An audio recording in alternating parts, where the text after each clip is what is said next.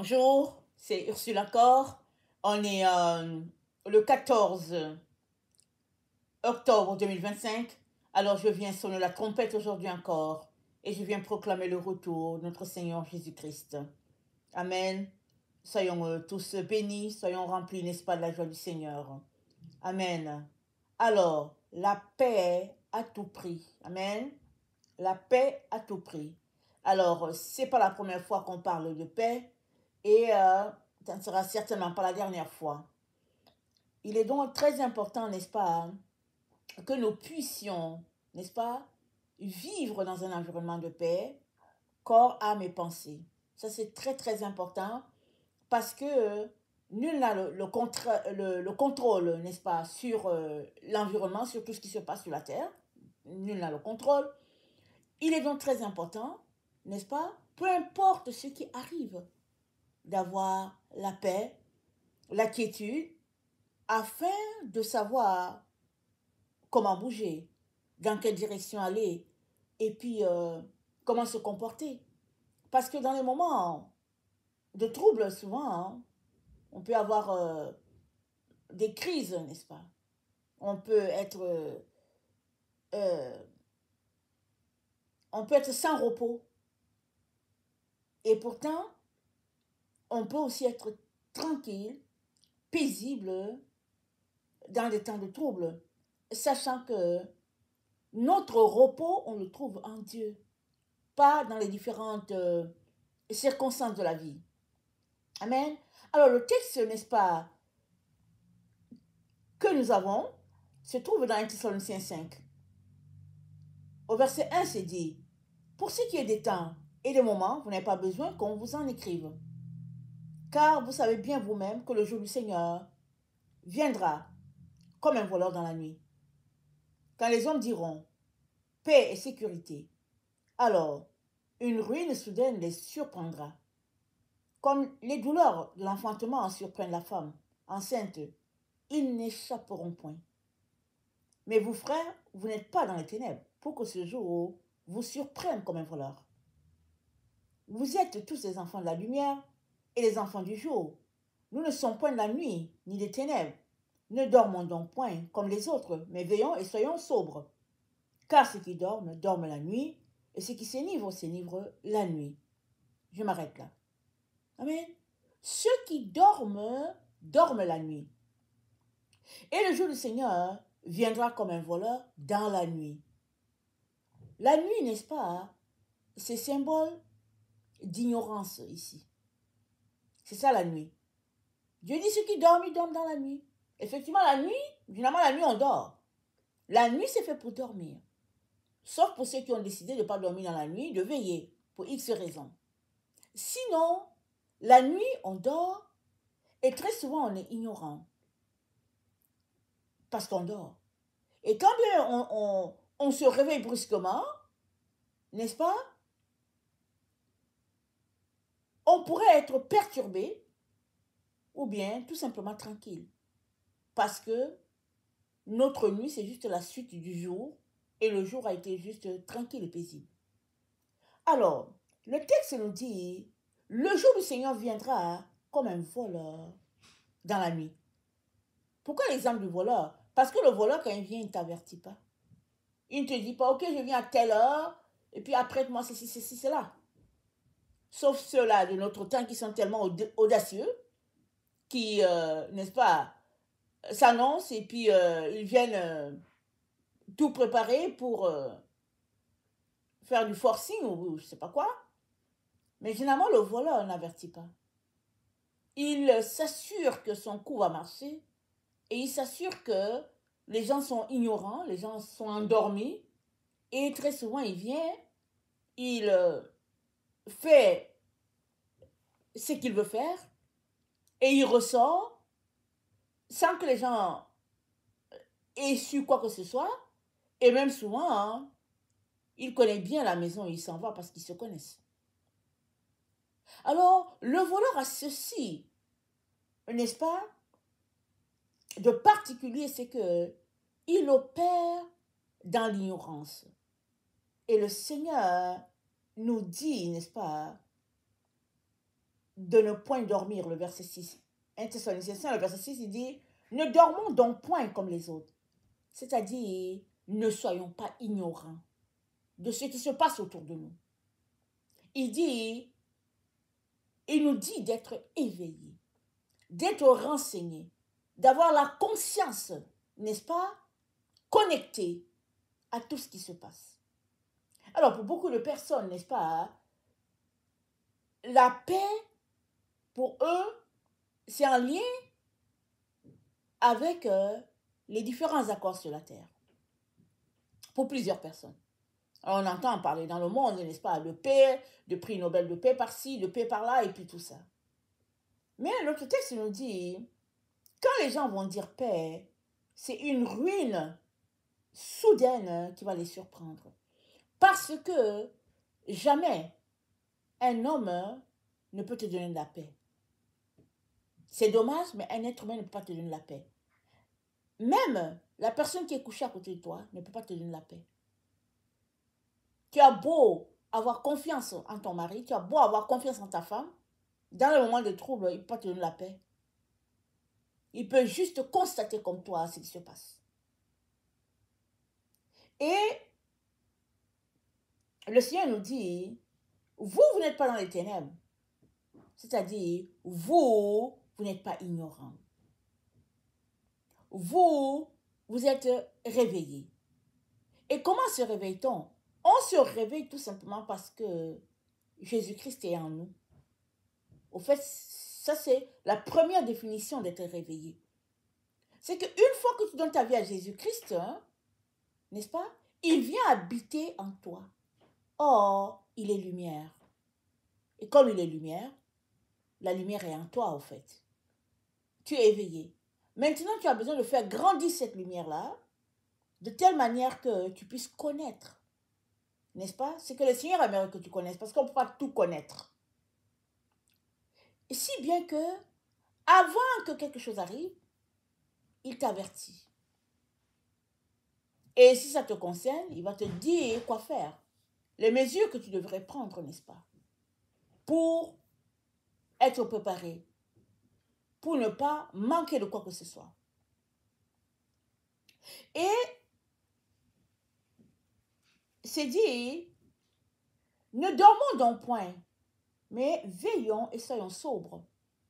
Quelqu'un qui est sobre, n'est-ce pas? C'est le contraire de quelqu'un qui est sourd. Quelqu'un qui est sobre, c'est quelqu'un qui est paisible, tranquille. Qui n'a pas un problème, n'est-ce pas, de somnolence, d'alcool, de perte de mémoire. Il est tout simplement sobre, conscient de tout ce qui se passe. Et le Seigneur nous dit d'être comme ça. Et comment pourrons-nous l'être? On est appelé à être sobre par le Saint-Esprit. Marchant avec le Saint-Esprit, il habite en toi, il va te donner tout simplement de savoir ce que tu dois savoir, d'entretenir ta relation avec le Seigneur et de faire sortir de toi tout ce qui est ténèbres. Parce que c'est les ténèbres, n'est-ce pas, qui viennent souvent bloquer la lumière de Dieu. Les ténèbres sont, n'est-ce pas, comme le nom le dit, une zone sombre.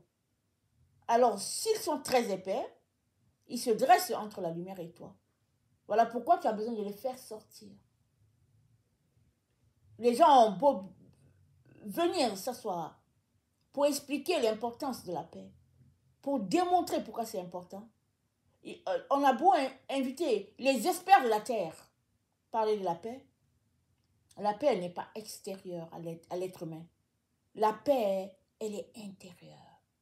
Alors, il y a plusieurs personnes sur la terre qui n'ont pas la paix intérieure. Ils prennent la drogue. Alors, ils prennent la drogue et puis ils sortent d'eux. C'est-à-dire, ils oublient leurs problèmes. Mais une fois que l'effet de la drogue passe, mais tes problèmes sont encore là. Ils sont bien là. Et souvent encore, tu es plus perturbé qu'avant que tu ne prennes la drogue.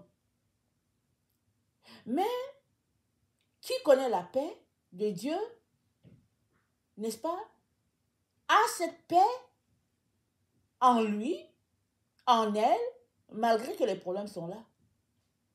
Et dans la paix, cette personne cherche la solution devant Dieu pour dire, voici mes problèmes, comment est-ce que je peux faire pour les résoudre?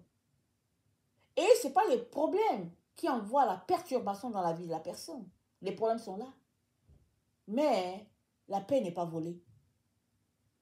Voilà pourquoi Dieu lui dit, veillons et soyons sobres. Il est en train de dire, sois éveillé. Ne te mets pas dans des situations qui vont t'endormir. Acquiert de l'intelligence, acquiert de la sagesse et équipe-toi à être rempli de lumière. Et la lumière, bien sûr, c'est le fait d'être éveillé. C'est dit que ceux qui dorment, dorment la nuit. Ceux qui s'enivrent, s'enivrent la nuit. Ce n'est pas une façon de dire que les soulards ne boivent pas le jour. C'est pas ça. C'est pas une façon de dire que les gens ne dorment pas en plein midi. C'est pas ça. Ici, le texte est en train de dire que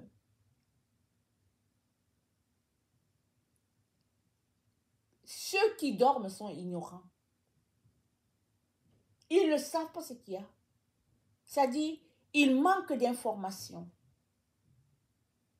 Il manque de lumière.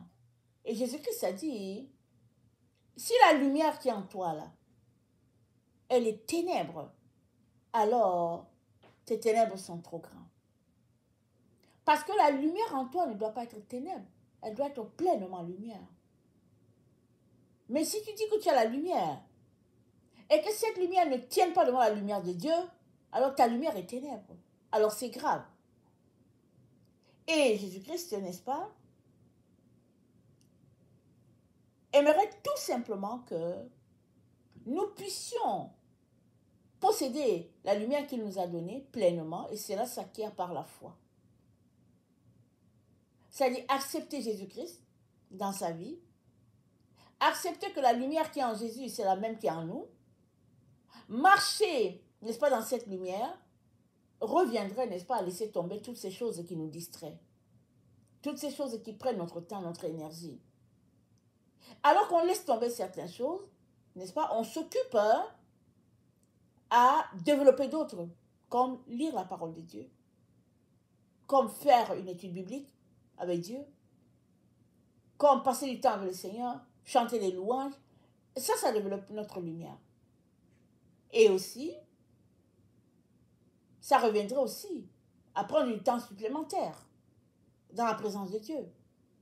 Alors, si ceux qui dorment, dorment la nuit, alors que dirais-tu de prendre quelques minutes de plus la nuit pour que ton esprit soit éveillé quand bien même tu dors? Parce que on pourrait être en train de dormir parce que le corps a besoin de se réveiller, de se reposer. Mais avec une conscience éveillée, c'est-à-dire que peu importe ce qui arrive, notre conscience, n'est-ce pas, est éveillée et illuminée quand bien même on dort. Et les temps dans lesquels nous sommes, ce sont des temps assez ténébreux. Et ta relation avec le Saint-Esprit va te donner de développer, n'est-ce pas, ce temps-là avec le Seigneur, d'agrandir cette lumière-là. Et il y a des choses qui envoient les ténèbres dans nos vies, comme passer du temps sur les réseaux sociaux, YouTube, Internet, cliquer des vidéos qu'on n'est pas supposé voir, et puis se distraire, n'est-ce pas, se détourner de ce que Dieu attend de nous, et même des livres. On pourrait être en train de lire des livres qui sont dits intéressants alors qu'on est en train de se charger de ténèbres. Parce que la Bible dit quoi? Elle dit la connaissance tue. Alors on pourrait s'arrêter pour dire, mais qu'est-ce qu'il faut faire? Si la connaissance tue, qu'est-ce qu'il faudrait faire? Il faudrait, n'est-ce pas, passer du temps avec le Seigneur. Il faudrait se réconcilier avec son Seigneur. Si on est éloigné, si on a tourné le dos à Dieu, c'est de se repentir, demander pardon et retourner à lui. Si on marche dans une autre religion, c'est de quitter la religion, de connecter à Jésus, parce que Jésus, c'est une communion avec la personne. C'est un à un avec le Seigneur Jésus. Ce n'est pas une affaire d'une assemblée, d'un groupe de personnes. Non, c'est au fait, les enfants de Dieu ont chacun une relation avec Dieu. Et toi aussi, tu as besoin d'avoir cette relation-là avec ton Dieu. Et c'est cette relation-là que tu as avec Dieu qui va te donner la paix, n'est-ce pas? Et cette paix-là, n'est-ce pas, c'est dit qu'elle surpasse tout. Pourquoi? Parce que même dans les troubles, tu as la paix. Tu as la paix, c'est tout. Sachant que, peu importe l'endroit où tu es, Dieu est là. Amen. Alors, plusieurs êtres humains sur la terre essaient de trouver une paix extérieure. Ça leur fait du bien. Exemple, les femmes, elles marchent pour avoir le droit, n'est-ce pas, d'avorter. Mais c'est quoi l'avortement? L'avortement, c'est empêcher un être humain de vivre. Même si ils ont dit que le bébé s'appelle fœtus, ça ne change rien. C'est le fœtus qui va un jour devenir Solange, Albert, Théophile, Cynthia. C'est le fœtus. Donc, toi qui es en train d'écouter, tu fus un jour fœtus. Et puis après, tu es devenu, exemple, Albert. Alors, c'est quoi le fœtus? Le fœtus, ben, c'est le nom que les scientifiques ont donné au bébé qui est en train de se développer dans le sein de la femme, hein, n'est-ce pas? Tant qu'il n'est pas formé, on a appelé ça fœtus. C'est eux qui ont voulu l'appeler comme ça. Alors, qui a dit que ce n'est pas une personne? Mais c'est une personne. Alors, suppose alors que dans ton pays, tu as le droit d'avorter. Mais qu'est-ce que ça va changer à ta vie? Penses-tu que ça va t'envoyer les troubles? Non, ça ne va pas t'envoyer les troubles. Tu seras contente parce que enfin tu as mis fin à cette grossesse, mais un jour que tu auras mis fin à la grossesse, juste après que tu auras mis fin à cette grossesse, tu seras tourmentée tout le temps parce que tu es connecté directement à Dieu. Et la justice de Dieu dans ton ADN va te faire poser la question, mais pourquoi même j'ai fait ça? Pourquoi est-ce que je n'ai pas supporté 9 mois encore? Alors, suppose que c'est celui qui a donné, n'est-ce pas, qui t'a connecté, ou bien celui, suppose que c'est avec le père de l'enfant que ça ne va pas. C'est mieux de régler ce qui ne va pas avec le père que de se défouler sur l'enfant qui est là, dans ton sein. Excusez qu'on se dise les choses, n'est-ce pas, telles qu'elles sont. C'est bien d'avoir la connaissance, n'est-ce pas, de ce qui est, afin que, plus tard, tu sois dans la paix, c'est tout. Donc, suppose que tu as le mot d'ordre, n'est-ce pas, dans ton pays, de mettre fin, d'interrompre l'évolution d'un fœtus, suppose. Ok, tu l'as fait, tu es content, mais ton contentement sera juste de quelques minutes ou bien de quelques jours. Parce que ta vie te reviendra. Un jour ou l'autre, tout va défiler devant toi. Et tu te demanderas pourquoi est-ce que tu as fait ça. Et suppose que tu bouges ta conscience totalement. Par toutes sortes de moyens. Il viendra toujours un jour où tu tiendras devant Dieu pour répondre. Parce que Dieu n'a pas trouvé un autre moyen, n'est-ce pas, pour envoyer les gens sur la terre que par le sein d'une femme. Et si c'est une situation, n'est-ce pas, qui te dérange tant, le fait que tu portes un fœtus, alors il aurait fallu, n'est-ce pas, ne pas aller jusqu'à l'acte qui a engendré le fœtus. C'est aussi simple que ça. Souvent on réfléchit trop tard, mais ici il est question d'assumer ses conséquences dans toute chose, parce que c'est dans ça que Dieu envoie la paix. Amen. C'est dans ça que Dieu envoie la paix. J'ai juste pris l'exemple, n'est-ce pas, du fœtus, parce que c'est l'exemple qui m'est venu, mais ça peut être un autre exemple, dans une autre situation donnée. Tout cela, c'est pour dire que la paix intérieure ne pourrait jamais être une paix qui nous comble parce qu'on est des êtres spirituels avant d'être, n'est-ce pas, mis dans le corps dans lequel nous nous trouvons, qui est considéré comme un récipient. Donc, plusieurs parlent de paix pour le récipient qu'ils sont. Ils sont contents parce qu'ils ont la paix ici, ils ont la paix là, mais la vraie paix, elle se trouve dans la présence de Dieu et elle n'est perturbée par rien. Parce que, peu importe l'endroit où tu es, sur la terre, dans le ciel, à gauche, à droite, si tu as la paix de Dieu, tu l'as et puis c'est tout. Et c'est cette paix-là que Dieu aimerait pour chaque être humain sur la terre. Et cette paix-là, elle est juste trouvée dans la présence de Dieu. Elle n'est pas trouvée dans les différents accords, elle n'est trouvée nulle part d'autre que dans la présence de Dieu. Voilà pourquoi je viens t'intéresser, n'est-ce pas, à chercher cette paix dans la présence de Dieu. Tu viens tout simplement, n'est-ce pas, pour dire, Seigneur Jésus, je suis venu parce que j'aimerais avoir ta paix. Et j'aimerais, n'est-ce pas, que tu sois le maître de ma vie. Amen. Alléluia. Merci d'être mort pour moi. Et aide-moi, Seigneur, à avoir la foi pour exercer cette paix-là dans mon quotidien. Amen. Et c'est tout.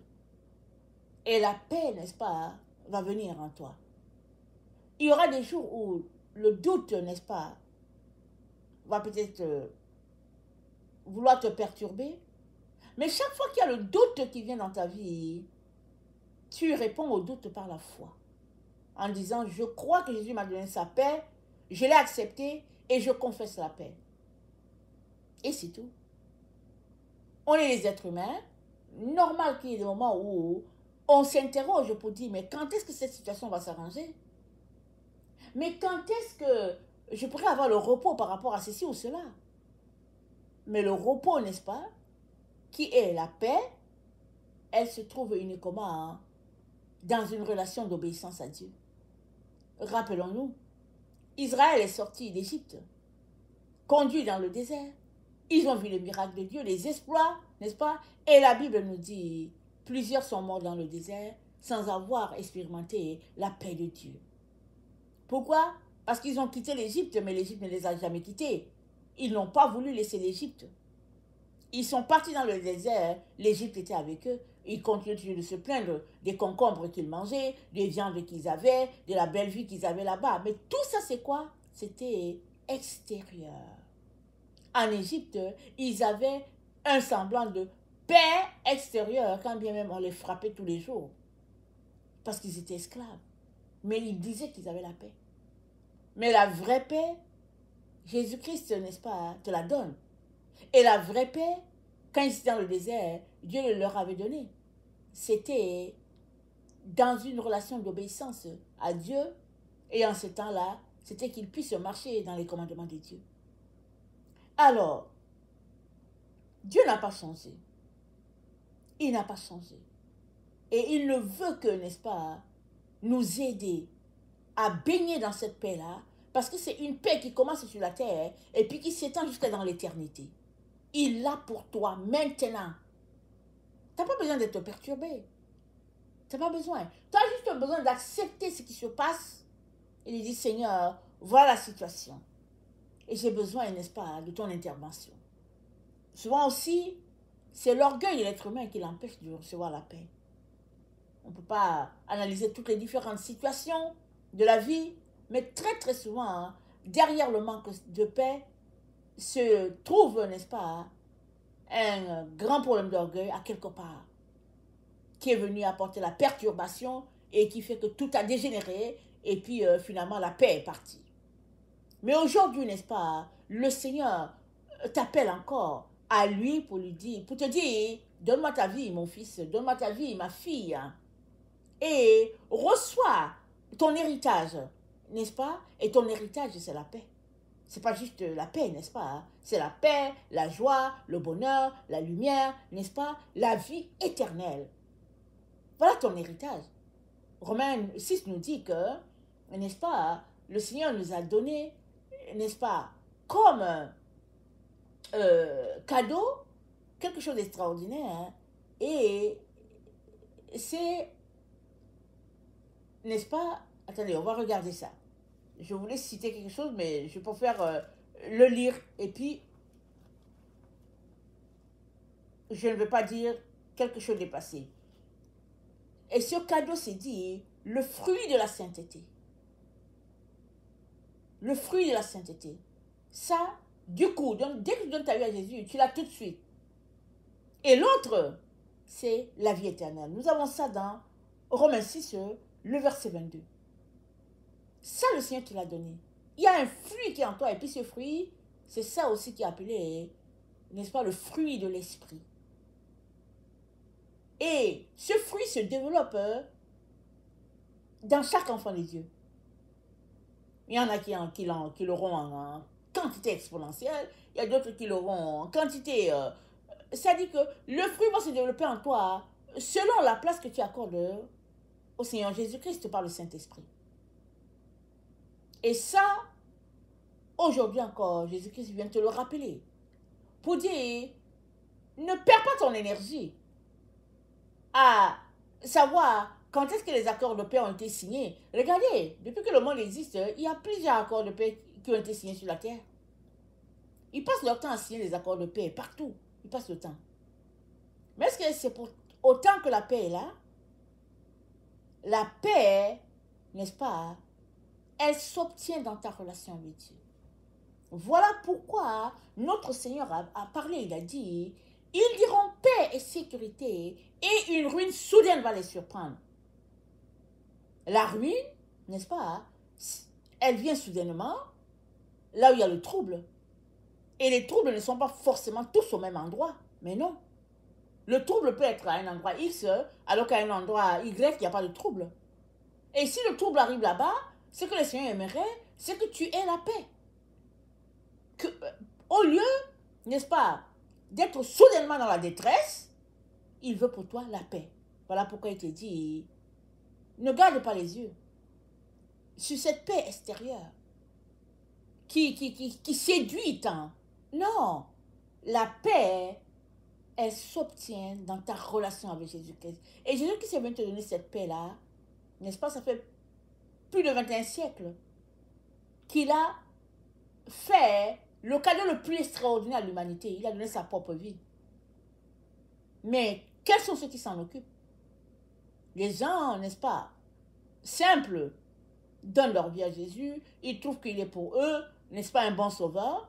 Mais plusieurs autres cherchent des paix extérieures. Ou bien ils achètent la paix avec leur argent. Ou bien avec, n'est-ce pas, leur richesse. Ils cherchent une paix qu'un humain pourrait leur donner. Mais la paix de Dieu, elle est gratuite. Elle s'obtient tout simplement parce que tu es volontaire de l'avoir. Et c'est ça que, n'est-ce pas, que tu veux, alors reçois la paix de Dieu. Amen. Reçois-la pleinement et marche dans ce que le Seigneur a pour toi. Amen.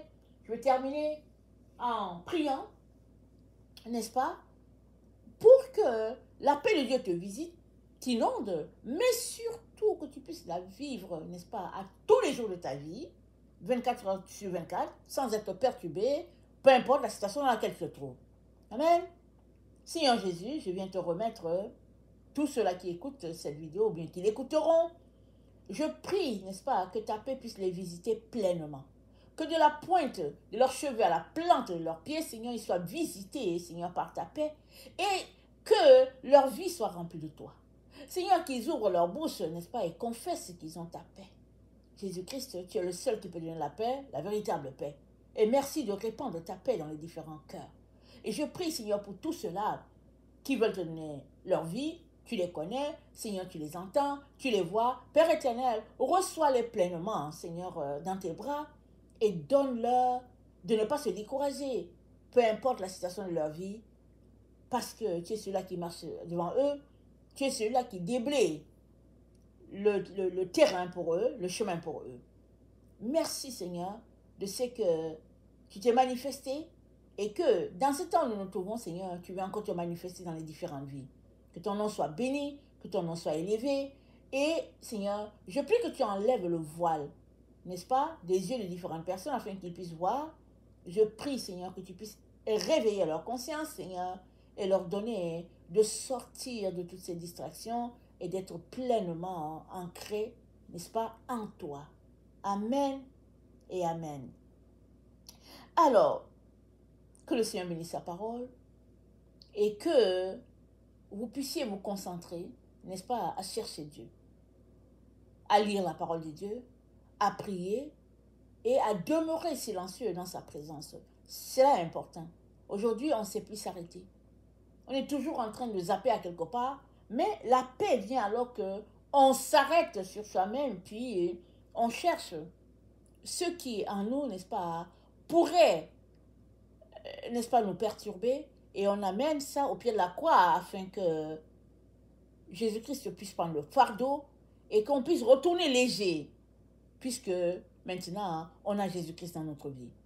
Il l'a dit, prenez mon joug sur vous, recevez mes instructions, car mon joug est léger. Ouais, son joug est léger, c'est pas pesant. Prenons donc son joug et vivons, n'est-ce pas, remplis de sa joie. Que le Seigneur bénisse sa parole. Amen. Alléluia.